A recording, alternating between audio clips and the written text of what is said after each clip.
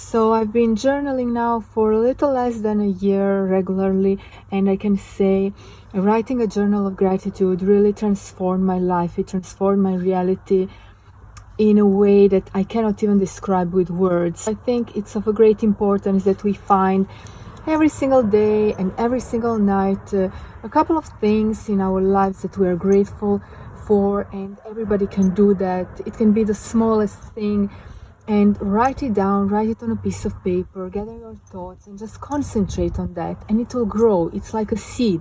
You plant that seed and it will grow.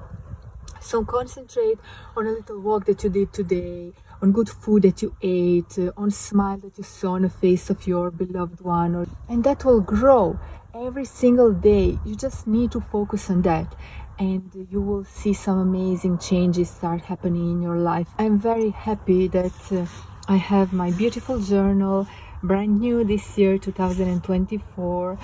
It's really inspiring me. No matter what is happening in the outside world, in my inside world, I try to focus on all the positive things.